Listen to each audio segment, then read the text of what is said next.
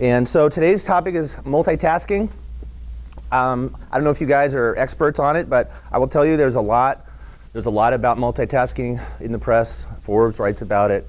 And the questions are things like, well, number one, multitasking is attempting to do at least two things or more at a time, all right? But what they say is, they ask the questions like, okay, who's good at it?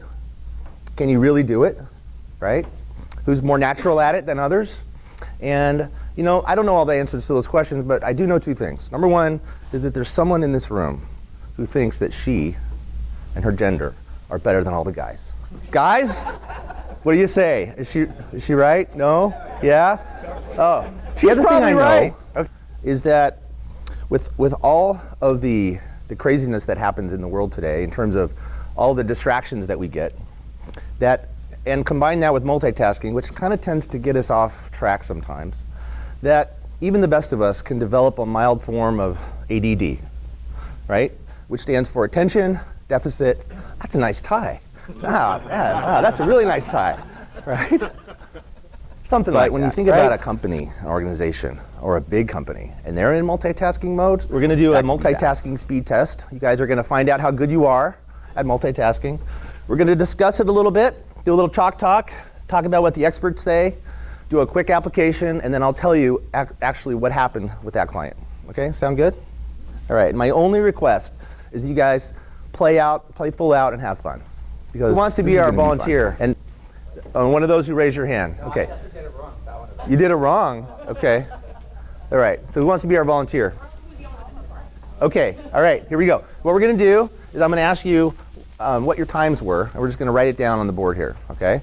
So how long, for number one, how long did it take you to complete task A? That makes sense overall? I mean, those are the three things. So really the difference between this finish here and this finish here, right? That difference is the switching and recovery and the panic, okay? The difference between this and this, obviously. So what you and your team can do, number one, recognize the difference between good and bad multitasking.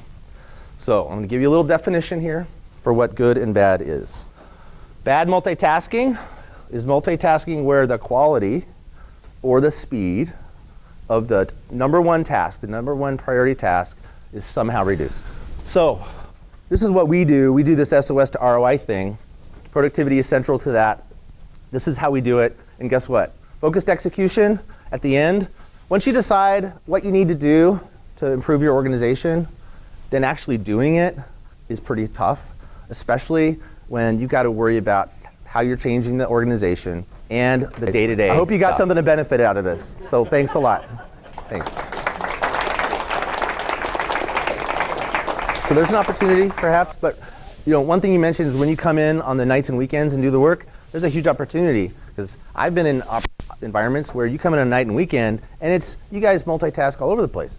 Get a punch list, knock it out one at a time, and get it done and off, so you don't have to. You can go home early. I've seen it twice now. Yeah. Oh yeah. He was my example in October, in South Bay too. I don't remember that.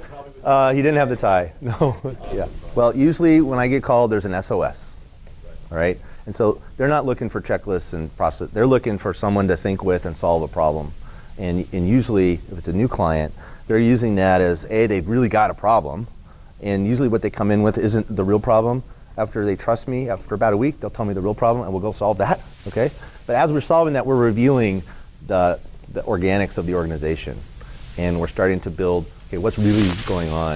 And then we can start tackling the root causes. And we'll end up doing events, offsites, some analysis, interviews, things like that, to get through that.